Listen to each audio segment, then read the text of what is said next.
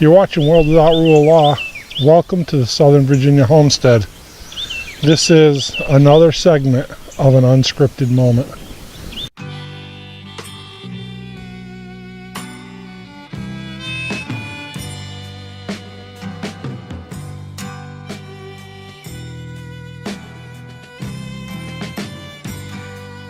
Look around at all this.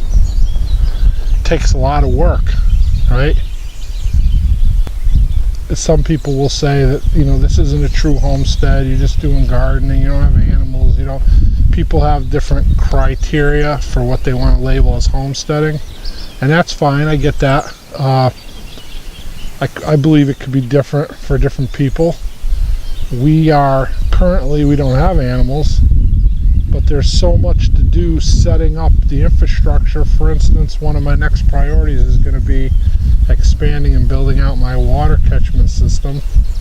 I've been building out this garden, laying down the deep mulch, trying to get it ready for like a no-till back to Eden garden in a few years.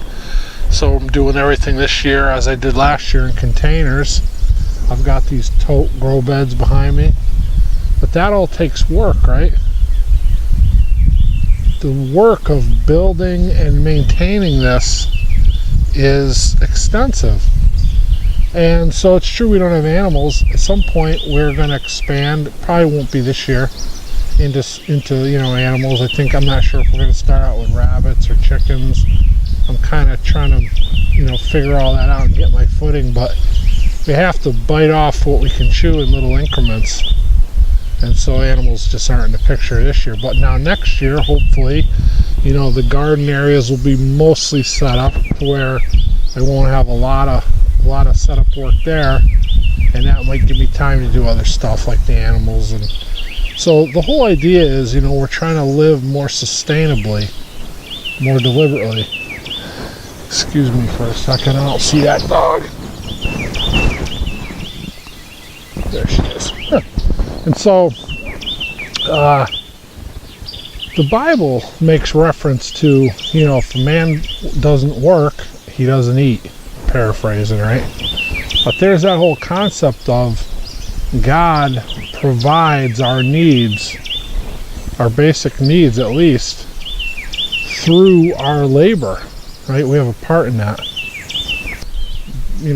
People that homestead full time, on whatever your real criteria of a homestead is, they put in a lot of work. Some people get in their car and they go punch in somewhere at a job and work and make money and buy the things they need. That's probably how the majority of people do it. That's how I did it for 25 years. Well, 25 years in the last job I had, and then various jobs as a young man before that. But you get to a point in your life where you look at the time aspect of it and other things. So like, again, it's different for everybody, but in my case, I had a job that it wasn't satisfying or rewarding in any way. There was no look back at the end of the day and see a sense of accomplishment. And so there was a certain aspect of it that was fulfilling, and it provided me with a decent salary. It wasn't a lot of money, but it was enough to live on. Decent insurance plan for my family, my young family when I started out. That was very important. Steady hours, be home at a certain time. And even though the job's unfulfilling and unrewarding, with that comes the aspect of having the ability to just walk away at the end of the day and not take it home with me, right? Because sometimes when we have a job that is very important to us and is part of who we are and provides that meaningful aspect in our life, that fulfillment, that sense of accomplishment, then those jobs become weaved in who we are, and they're hard to turn them off at the end of the day. So there's pluses and minuses. My job wasn't like that. Like, as I say, there was no fulfillment in it. But when I punched out at the end of the day, I walked away and I didn't have to think about any of it or be concerned with any of it. And so there's a positive aspect to that too. But as we get older, well, as I got older, I look over and I see, you know, time is finite. Time is our most precious resource, and it's not renewable. Right now, we know, as a Christian, I know that I have a home with Christ in eternity. And this world is not my home. I'm just passing through. And so there's a comfort in that. But we try to do as much as we can in the time that we're here. And we don't necessarily know how much time we have here, but we do know that it's finite. It's a set amount of time. And so as I got older, I saw that aspect of it more clearly. That time was whittling away, and I had things I wanted to do, passions. I wanted to raise a garden. Like I say, eventually I'd like to get animals, you know. And so I had other things that, I won't say forced me, but kind of drove me to get out of that public job. Some issues with my back and some certain, you know, I got to a point where I was at the age where I can collect the minimum, very minimum pension, but it was a good starting point, carried my medical benefits, allowed me to come here, shift gears. There's a financial sacrifice for sure that comes with that, because that pension is a drop in the bucket of what I was making before. And so as I go forward here, I can try to develop ways to have income, but it comes in slowly, and you know, we'll see how it all works out. But the other side of the coin is, this is my office. This is my job. My labors that I put in here are, you know, directly for things that matter to me, things that are my passion. Growing food, becoming more sustainable, trying to live on a plot of land with as little influence from the outside as possible. Now, I'm not unrealistic about how that's going to happen. I mean, we're not off-grid, right? We have electric. Really, electric's our only wired utility. But I don't have any disillusions about being completely self-sufficient. Think about what it takes to raise 100% of our food, whether it be through animals, gardens, whatever. That may never happen, if we're honest with ourselves. But the further we can move along in that, the more rewarding it is, and the better it is for us, I believe, in the long run. And so in this lifestyle, it's not without work. It's certainly not without work, but it's rewarding work. And the time spent here is rewarding. Right now I'm making this video, I'm watching the dog. She's a knucklehead, but I love her. And so this is, like I said, this is my office today. I'm going to try to, I got to see how much cardboard, hopefully I have enough to finish this up, bring in enough mulch to finish this up, and I can put the gate on, finish this area up. That's kind of my goal for today. And then going forward from there, the rain catchment is going to move up into the top priority slot. I currently have one 275 gallon tote collecting rain off of 1 liter, and I have a metal roof, and I have 4 liters, one in each corner. One is in the center with a slider on one side. It's in a corner, you know, and on the gable is a slider, and on the front is a French door. So there's no room for a tote, and there's no place to put the pipe without going across the door. So realistically, at best, we're going to collect rain off 3 liters. And I have 4 275 gallon totes, so that's 1,100 gallons. And I have a trailer set up to trailer, and I'll show you all that, but that's going to become my priority once this is done. Now that my garden is planted, that's going to move into the next slot. But all that is work, right? It's all work. It's just not working for the interests or concerns of somebody else. And again, you know, everybody takes a different approach on how they want that to look, right? So some people are blessed to have jobs that they truly enjoy. You know, they love to get up in the morning and go there. It gives them a sense of accomplishment, a rewarding aspect of it. And that, in that case, you know, they're in a whole different position. If you love what you do and you love going to work every day, that's a pretty good position to be in. Now, that wasn't the case for me. And so my wife and I made this decision to shift gears and to kind of move into this kind of lifestyle here. But it's not without work. That finite aspect of time, we see the time withering away. You know, the Bible also says life is but a vapor.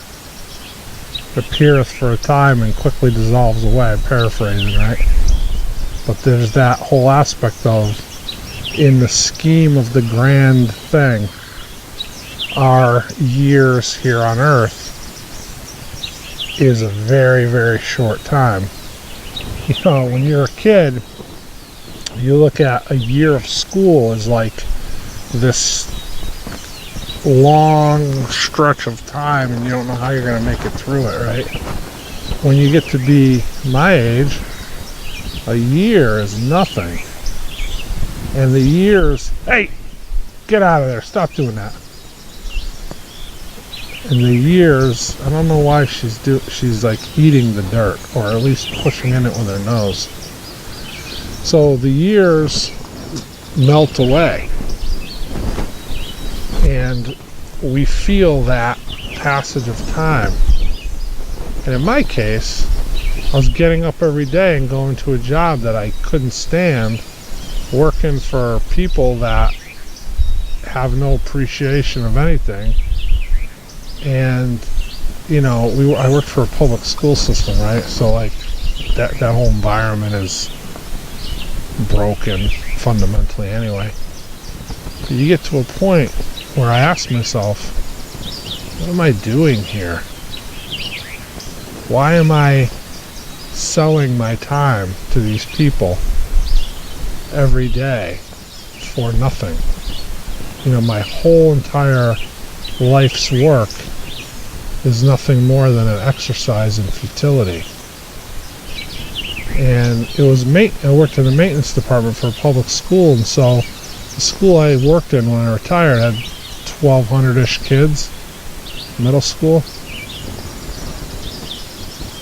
No respect for property or people or authority or anything. And as the municipalities get stretched tighter and tighter through state mandates and other stuff, rising costs of fuel, oil, whatever, their budgets get tighter and tighter, and those cuts a lot of times come from the maintenance department. So you got 4 or 5 guys trying to maintain a building that 1,200 students have devoted their life to destroying, and all the time with less and less resources, less and less money, it became more and more difficult. And so you see it crumbling around you.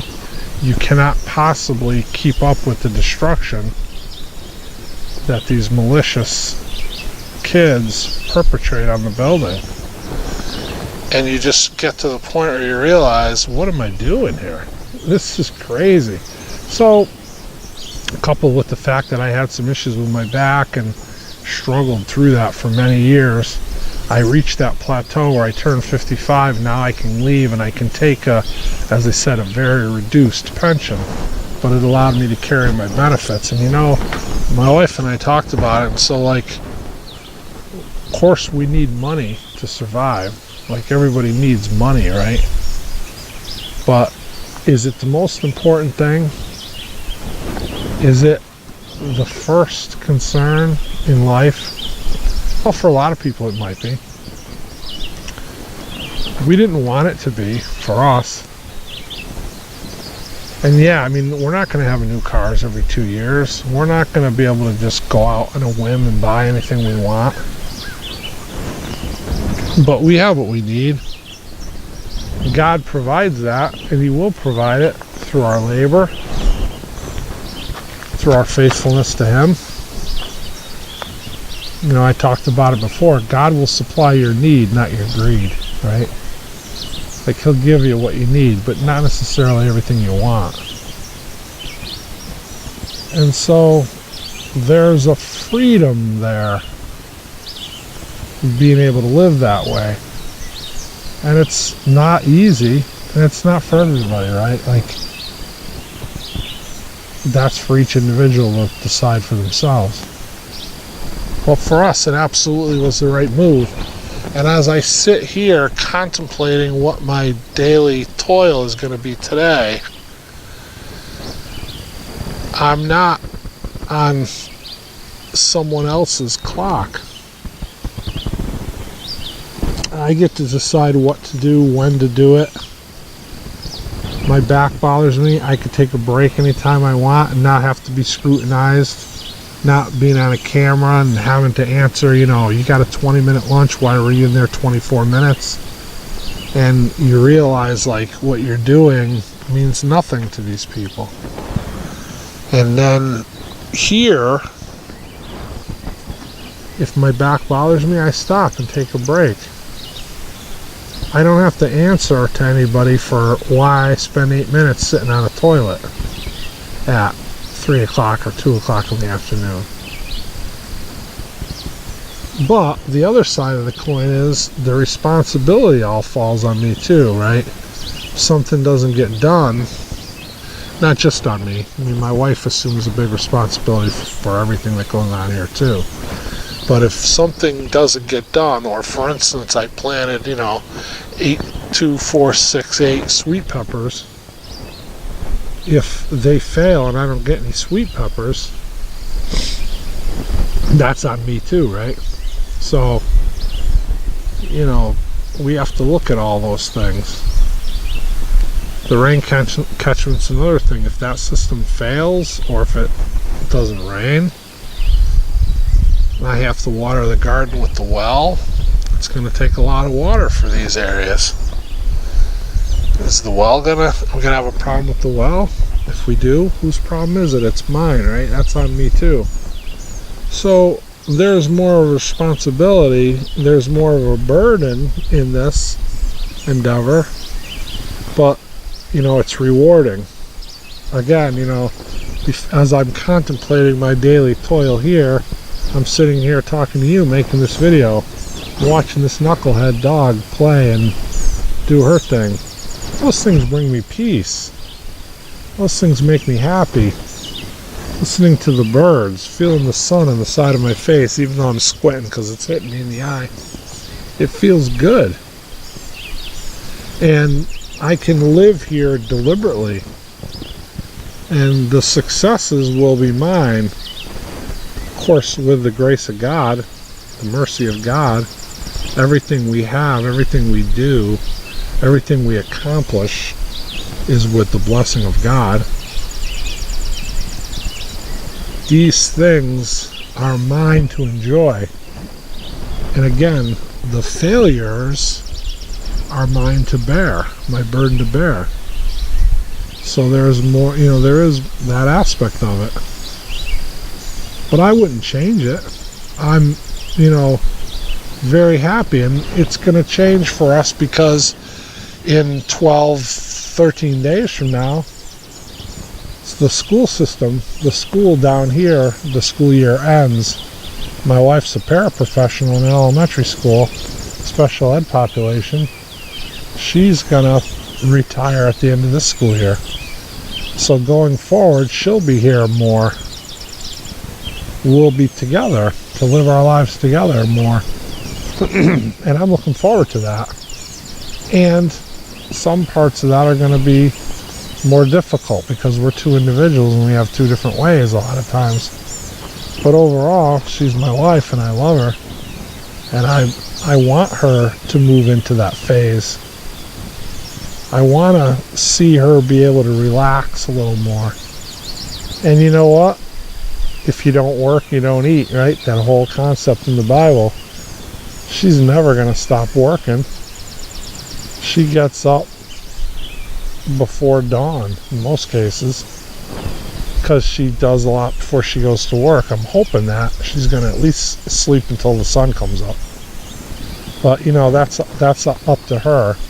Again, just as I can decide how I do things, when I do them, schedule my day around what I have to do, she's going to have that same freedom too. So if she enjoys waking up and having her alone time at 4 in the morning, she gets up, reads her Bible, spends that time, drinks her coffee, she may continue to do that. Or she may wake up at 6:30 and do that. She'll have the freedom to decide that, the freedom to explore those different options. She won't have that heavy burden of having to leave the house and go work somewhere else, drive through the rain or the snow or whatever, and, you know, go into that environment. And she wants to continue to work there on a substitute basis, because she's a busy person. She's just not the type of person that can sit around. And so if that makes her happy, then God bless her. But she'll have the freedom to where if we want to do something here, or if we want to travel or do whatever, she can take any amount of time or span that she wants not to work. And so there's a freedom in that, and I'm looking forward to her having that. And I'm looking forward to spending that time with her together, going forward in our lives together. And we have a lot of plans for what we want to do here. And those plans take work. But it's for our benefit and for our reward. It's not for the concern or for the benefit of an outside entity. It's, you know, living deliberately, right? Reaping the benefits and the rewards of the life that we make here. And again, accepting the failures, the burden of the failures too. You know, I feel like I'm starting to go around in circles, so maybe it's a good place to end. But I just think that, I just want to say that, you know, I love it here. I love what we're doing here. And I'm looking forward to going, you know, making progress with it. And we are making progress every day. And I thank you all for coming along, for watching, and for listening to me, you know. Thanks for coming along for the journey with us. There's going to be a lot of things coming up.